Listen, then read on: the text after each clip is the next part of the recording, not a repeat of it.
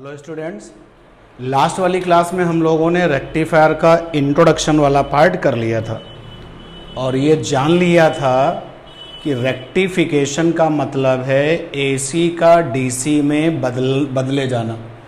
तो जब एसी और एसी डीसी में कन्वर्ट होती है तो that process is called the rectification. और इसके लिए जो बंदोबस्त होता है, जो सर्किट अरेंजमेंट होता है, that is called the rectifier. ये हम लोगों ने जान लिया था। तो आज हम जानेंगे हाफ वेव रेक्टिफायर, यानी कि ये एक ऐसा सर्किट अरेंजमेंट है जो कि एसी को डीसी में बदलेगा। तो हाफ वेव रेक्टिफायर के लिए हमें क्या क्या चाहिए? हमको चाहिए ideal junction diode, PN junction diode चाहिए आइडियल, एक तो ये चाहिए।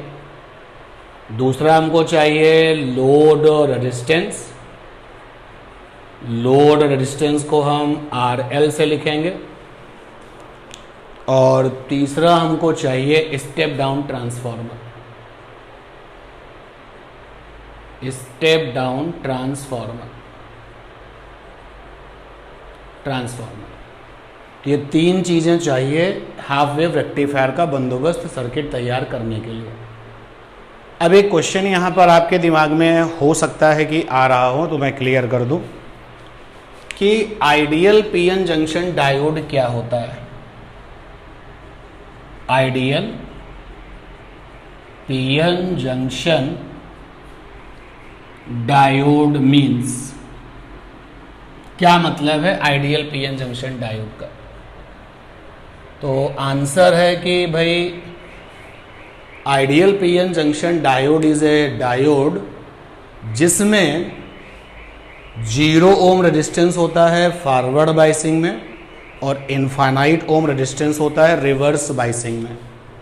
यानी कि ideal PN junction diode having 0 ohm resistance in forward biasing, FB माने forward biasing, and infinite ohm resistance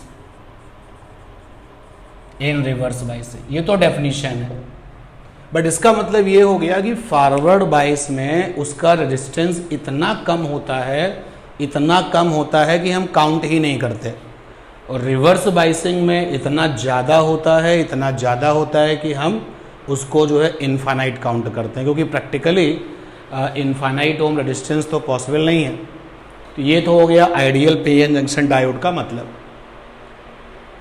और फिर लोड रेजिस्टेंस, आप जानते हो कि एक ऐसा रेजिस्टेंस होता है जो कि अलॉन्ग विद किसी के साथ में लगता है सीरीज में। और फिर स्टेप डाउन ट्रांसफार्मर, तो आपने ट्रांसफार्मर को स्टडी किया हुआ है। मैं केवल आपको यहाँ बता दूँ कि स्टेप डाउन ट्रांसफार्मर को अगर आप परचेज करते हैं तो स्टेप डाउन ट्रांसफार्मर आपके ऐसे मिलते हैं 404 वोल्ट, 606 वोल्ट, 1010 वोल्ट, या इसी तरीके से एंड सो। तो इसका मतलब क्या है? What is the meaning of 404 volt? What do you mean by 606 volt? What do you mean by 1010 volt? इसका मतलब ये है कि जो आपका ट्रांसफार्मर है उसमें एक प्राइमरी वाली कॉइल होती है, आप जानते हैं, और ये सेकेंडरी वाली कॉइल होती है। ट्रांसफार्मर की स्टडी आपने की हुई है पहले, तो ये सेकेंडरी वाली कॉइल हो गई। तो जो सेकेंडरी वाली कॉइल है उसमें 3 टर्मिनल्स होते हैं। एक टर्मिनल ये हो गया, एक टर्मिनल बीच में हो गया, एक टर्मिनल ये हो गया। तो 404 वोल्ट का मतलब क्या है, समझना ध्यान से। जैसे इस वाले टर्मिनल पर 4 वोल्ट है, तो बीच वाले टर्मिनल पर 0 वोल्ट है, और लास्ट वाले टर्मिनल पर 4 वोल्ट है, ये मतलब है। और अगर ऊपर वाले टर्मिनल पर प्लस है तो लास्ट वाले पर माइनस है। सिमिलरली अगर आप 606 की बात करते हो तो ऊपर वाले टर्मिनल पर 6 वोल्ट है बीच वाले टर्मिनल पर 0 वोल्ट है और आखिरी वाले टर्मिनल पर 6 वोल्ट है, और अगर आप ऊपर वाले को माइनस लिखते हो तो नीचे वाला ये प्लस है। इसी तरीके से 10 0 10, इसका मतलब ये हो गया कि इन दोनों टर्मिनल्स के बीच में जो पोटेंशियल डिफरेंस है, इन दोनों के बीच में, और इन दोनों के बीच में जो पोटेंशियल डिफरेंस है, इन दोनों के बीच में पोटेंशियल डिफरेंस कितना है 4 वोल्ट, इन दोनों के बीच में कितना हो 4 वोल्ट सेम है। और अगर हम इस टर्मिनल और इस टर्मिनल की बात करें तो जो पोटेंशियल डिफरेंस है वो कितना होगा 8 वोल्ट। तो ये स्टेप डाउन ट्रांसफार्मर की जब आप परचेजिंग करते हैं तो जो 3 टर्मिनल्स होते हैं उसके करस्पॉन्डिंग वोल्टेज बताए जाते हैं। इसका मतलब ये हो गया, अगर इसको जनरलाइज करें कि step down transformer V0V volt, इसका मतलब हो गया पहले वाले टर्मिनल पर ये वोल्टेज है फर्स्ट टर्मिनल, और आखिरी वाले टर्मिनल पर ये वोल्टेज है थर्ड टर्मिनल, और बीच वाला टर्मिनल है आपका सेकेंड नंबर। तो सेकेंड नंबर टर्मिनल पर आपका जो वोल्टेज है वो 0 है, और इन दोनों के बीच में पोटेंशियल डिफरेंस कितना है दैट इज V। इन दोनों में भी कितना है V, और इन दोनों में कितना है 2V है, क्योंकि आपको पता है अगर पहले वाले टर्मिनल का प्लस है तो आखिरी वाले का क्या है माइनस। सिमिलरली उल्टा कर सकते हो, अगर ये माइनस है तो ये क्या है प्लस। तो ये है आपका स्टेप डाउन ट्रांसफार्मर। तो अब इनकी हेल्प से हम लोग रेक्टिफायर हाफ वेव सर्किट बना लें।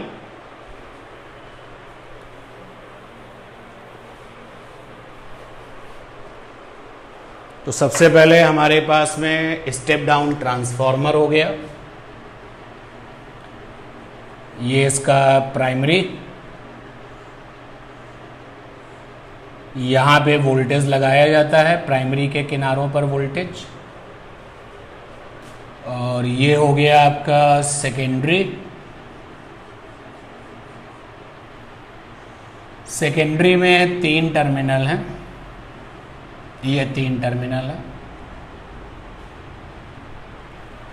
तो हाफ वेव रेक्टिफायर सर्किट की जो डेफिनेशन है जरा उसको देखते भी हैं, उसको लिखते भी हैं कि what is half wave rectifier circuit. देखिए डेफिनेशन क्या है, when ideal junction diode, ideal junction diode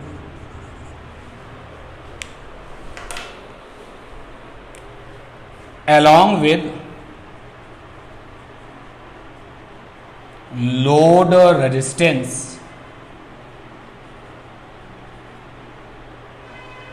connected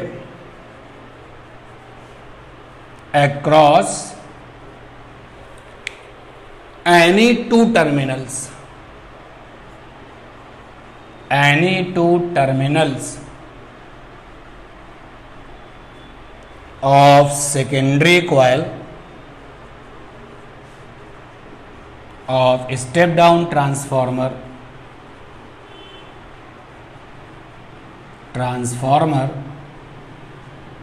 then circuit is called half wave rectifier।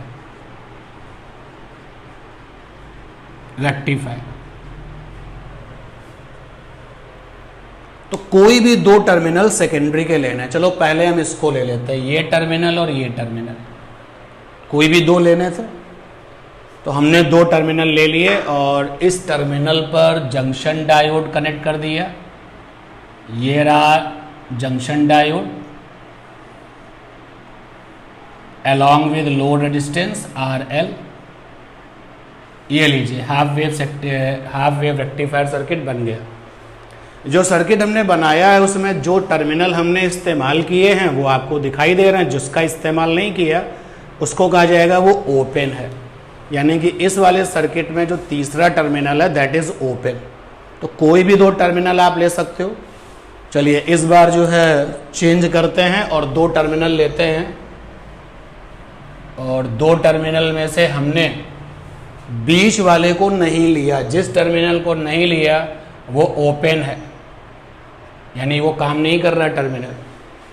तो इस टर्मिनल को लिया, सबसे पहले जंक्शन डायोड आइडियल, तो now D for diode along with load resistance, ये आ गया लोड रेजिस्टेंस। तो जो सर्किट है that is half wave rectifier, और आप चाहें तो इनके बीच में उसको ओपन कर सकते हैं। चलो अब इसी के साथ हम अपना जो है डिस्कशन कंप्लीट करते हैं। तो जब ये सर्किट बन गया तो ये अब सर्किट काम कैसे करेगा?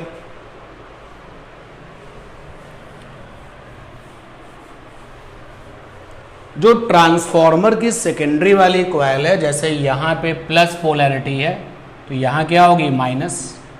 अभी आपको बताया था ना 606 यानी +6 0 -6। तो जो ट्रांसफॉर्मर पर जो ये पोलैरिटी होती है वो डिसाइडेड होती है, वो करस्पॉन्डिंग होती है for the positive cycle of AC।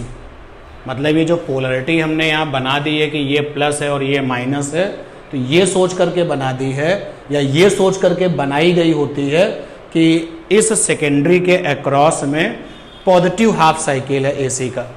AC आप जानते हो कि यहाँ पर जो सेकेंडरी पर जो वोल्टेज आएगा, अक्रॉस में जो वोल्टेज आएगा सेकेंडरी पर आएगा कैसे? म्यूचुअल इंडक्शन से आएगा।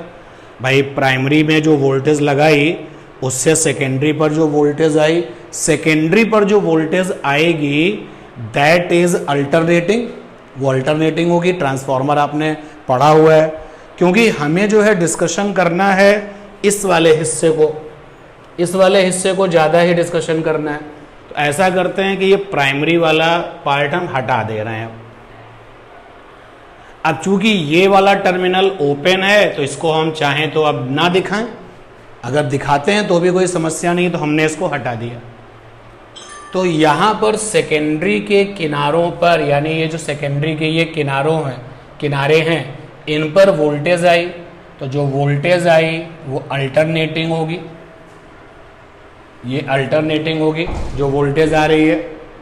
और ये जो अल्टरनेटिंग वोल्टेज आ रही है, ये वोल्टेज जो है किस पर काम कर रही है? डायोड पर अलॉन्ग विद लोड रेजिस्टेंस काम कर रही है। तो that is called the input voltage. ये है input voltage across secondary. Secondary के इन किनारों को अगर हम नाम देना चाहें तो ये S1 है और ये S2 है। बीच वाला टर्मिनल अब हमने चूंकि ओपन किया हुआ है तो उसको हटा दिया। तो मैं जो आपसे कह रहा था उसको मैं दोबारा रिपीट करता हूं। जैसे यहां पर कॉन्फिडेंस है, प्लस पोलैरिटी दिखाई गई है और यहां पे माइनस दिखाई गई है। इसका मतलब ये है कि जब इनपुट वाली वोल्टेज का पॉजिटिव साइकिल, ये पॉजिटिव साइकिल है, ये नेगेटिव साइकिल है, ये पॉजिटिव साइकिल है, ये नेगेटिव साइकिल है। तो पॉजिटिव साइकिल जब S1 S2 के अक्रॉस होगा, जब S1 S2 के अक्रॉस पॉजिटिव साइकिल होगा तो ये वाला पॉजिटिव टर्मिनल है, ये वाला नेगेटिव टर्मिनल है। और जब नेगेटिव साइकिल होगा तो पोलैरिटी चेंज हो जाएगी। इसको बच्चों अपने दिमाग में चेंज करना, आप दिमाग में इसको चेंज कर लेना, आप वहां पर चेंज मत करना, यानी रिप्रेजेंट मत करने लगना। ठीक है, जो बात यहां पर समझने वाली है। तो पोलैरिटी हम दिखा रहे हैं पॉजिटिव साइकिल के लिए, और अगर नेगेटिव साइकिल है तो इसका ठीक उल्टा हो जाएगा। तो देखिए भैया वर्किंग प्रिंसिपल क्या है। तो वर्किंग प्रिंसिपल में ये हमारे पास में इनपुट वाली वोल्टेज है, इनपुट वोल्टेज,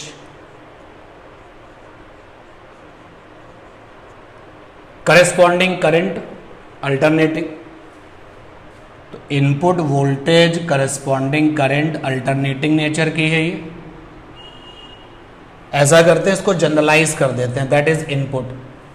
अब अगर कुछ लोग इस इनपुट को वोल्टेज वाले उसमें सोचना चाहते हैं तो वोल्टेज के लिए सोच सकते हैं, जो करंट में सोचना चाहते हैं करंट में सोच सकते हैं। तो ये इनपुट है, और ये देखते हैं ये आउटपुट क्या होगा। आउटपुट तो जब इनपुट की पॉजिटिव साइकिल जाएगी, ध्यान देना, जब positive cycle of voltage bracket में करंट टेक प्लेस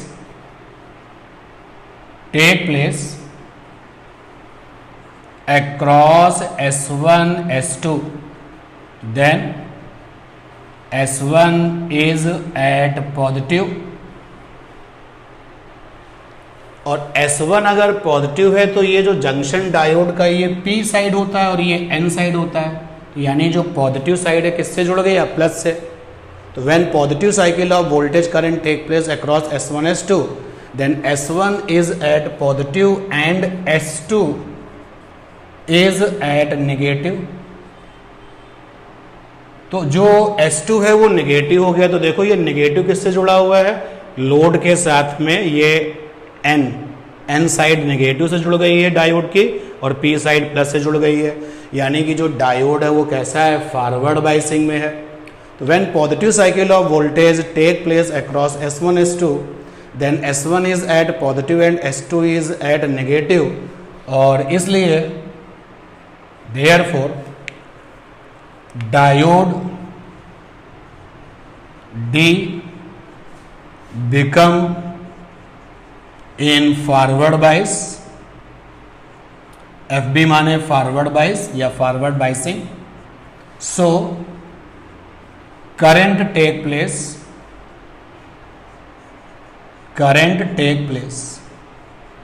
और आपको पता है कि जब डायोड फॉरवर्ड बाइस होगा तो करंट बनेगी, और जो करंट है वो सर्किट में फ्लो होगी, और ये जो करंट सर्किट में फ्लो होगी ये करंट यहाँ पहुँचेगी। इस करंट को हम आउटपुट करंट कह रहे हैं, और यहाँ पर लोड पर पोटेंशियल मिलेगा, वोल्टेज मिलेगी। तो ज़रा यहाँ पर आप करस्पॉन्डिंग वे में ग्राफिकल रिप्रेजेंटेशन देखिए। जब ये पॉजिटिव हाफ साइकिल सेकेंडरी के किनारों पर गई है तो जो डायोड है वो फॉरवर्ड बाइस में हो गया है, और वहाँ पर करंट आ रही है, यानी कि वोल्टेज मिल रही है, करंट मिल रही है। तो पॉजिटिव हाफ साइकिल के करस्पॉन्डिंग हमको रिस्पॉन्स मिल रहा है,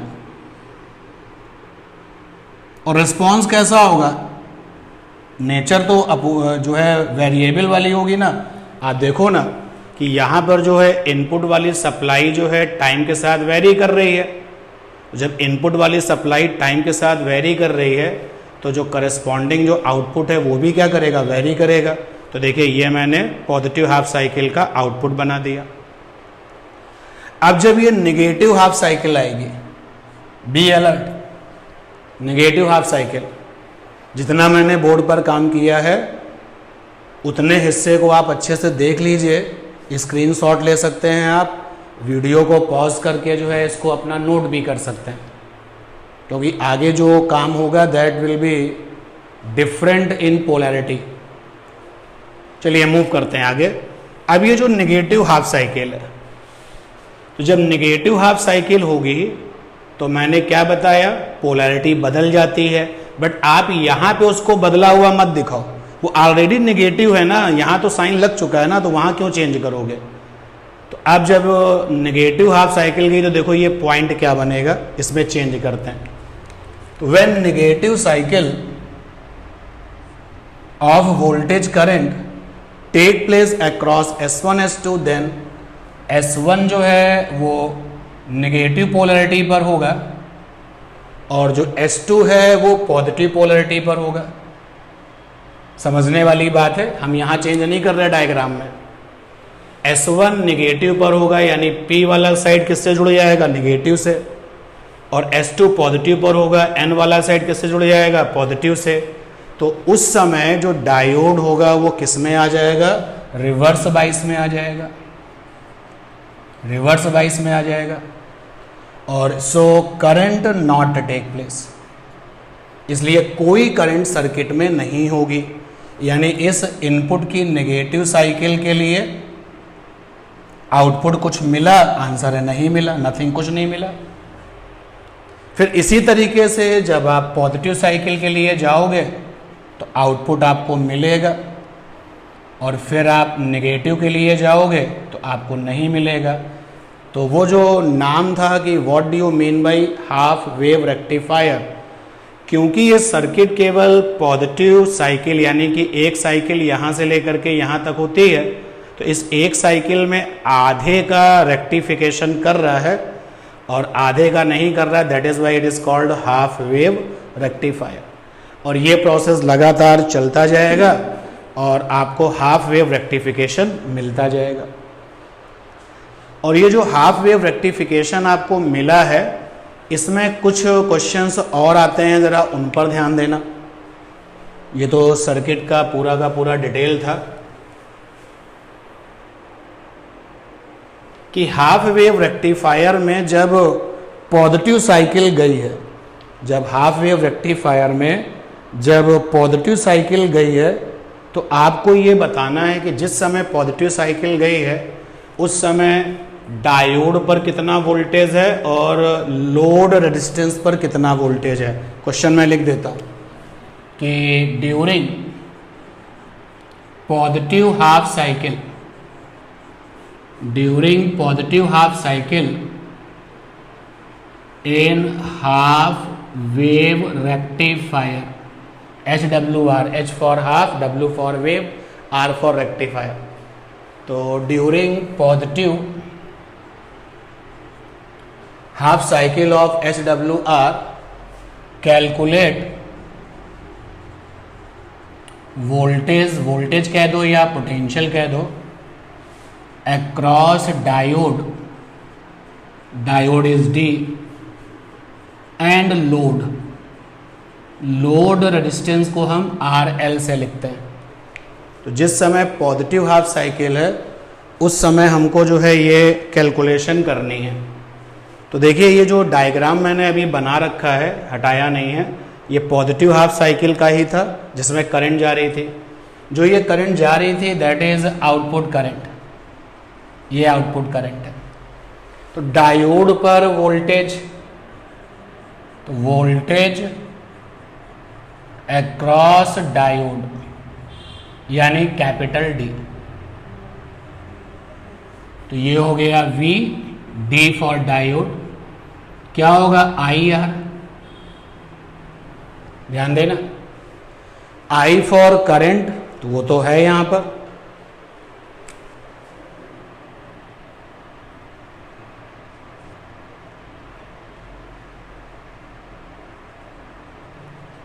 I for current that is capital I, OUT output में है, ये रिजल्ट में है। और डायोड का रेजिस्टेंस R और यहाँ D फॉर डायोड। तो आपको पता है ना कि आइडियल डायोड हम लोगों ने काउंट किया था।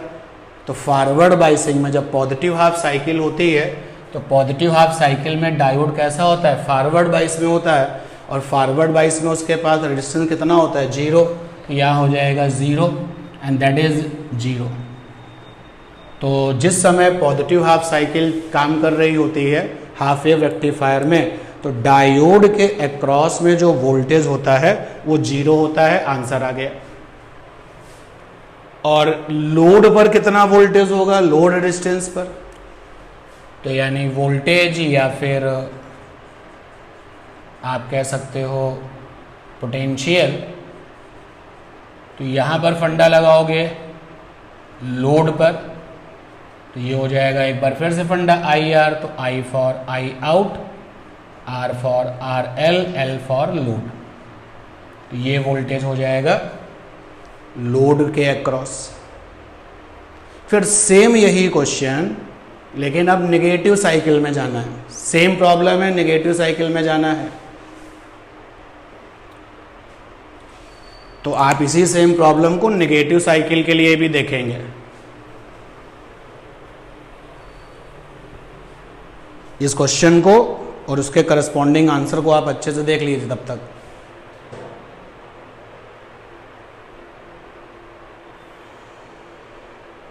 चलिए मूव करते हैं अगले क्वेश्चन पर।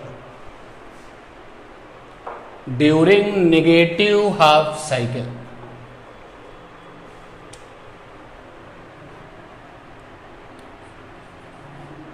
Negative half cycle in HWR, calculate voltage across diode and load resistance.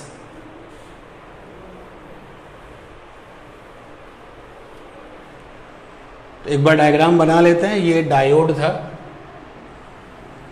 D for diode, साथ में ये लोड रेजिस्टेंस था, ये S1 था, ये S2 था। इनके पास जो वोल्टेज था उसको हम लोगों ने इनपुट कहा था VI।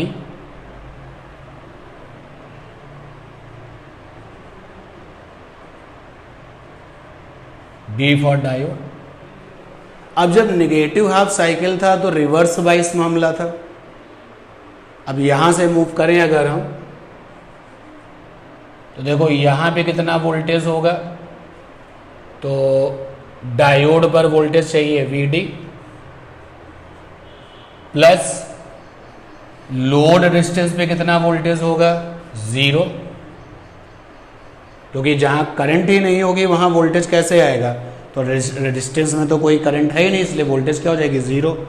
और जब पूरा मूव करके आओगे तो इज इक्वल टू हो जाएगा VI। यानी कि रिवर्स बाइसिंग में नेगेटिव हाफ साइकिल का मतलब हो गया रिवर्स बाइसिंग ऑफ डायोड। तो डायोड के पास जो वोल्टेज होती है वो इनपुट वोल्टेज की क्या होती है, बराबर होती है। तो ये कुछ बेसिक से क्वेश्चंस हैं जो हाफ वेव रेक्टिफायर से जुड़े हुए हैं बच्चों। इसके बाद में जब ये हाफ वेव रेक्टिफायर में हम लोग फॉर्म फैक्टर निकालते हैं, तो फॉर्म फैक्टर हम निकाल के नहीं दिखा रहे, सीधे वैल्यू बताते हैं।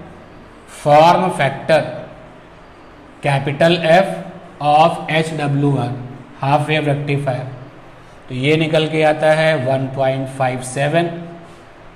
और अगर हम रिपल फैक्टर निकालते हैं हाफ वेव रेक्टिफायर का, तो रिपल फैक्टर इसको हमने स्मॉल r से लिखा था of HWR half wave rectifier, तो ये निकल के आता है कैसे, √f²-1, ये फार्मूला था, तो ये निकल के आता है 1.21। और जो रिपल फैक्टर था ये कैसे निकलता था, तो RMS वैल्यू ली जाती थी और नीचे जो है RMS कह दो या एवरेज कह दो DC, ये RMS होता था AC और नीचे होता था RMS DC, एवरेज भी आप बोल सकते हो। तो आप देखो कि RMS वैल्यू है 1.21, यानी कि ये जो रेशियो है RMS AC upon RMS DC वो क्या है, ग्रेटर देन 1 है। तो इससे पता चल गया कि RMS AC ग्रेटर देन है RMS DC। जबकि रेक्टिफायर क्या करते थे, रेक्टिफायर AC को DC में बदलते थे। और ये रिपल फैक्टर की वैल्यू ये दिखा रही है कि हाफ वेव रेक्टिफायर ने जब ये काम किया है तो वहाँ पर AC ज़्यादा है। हमने आपको बताया था पहले लेक्चर में कि एक्चुअली वहाँ पे पल्सेटिंग DC आ रही है, यानी AC और DC का मिक्सचर आ रहा है। तो ये रिपल फैक्टर आपको बता रहा है कि हाफ वेव रेक्टिफायर में जो आउटपुट मिलता है उसमें AC वाला हिस्सा ज़्यादा है as compare to the DC। तो ये पूरा हाफ वेव रेक्टिफायर आपका डिस्कस हो गया। इसको अच्छे से आप देखिए, जहाँ जो डाउट हो पूछिएगा।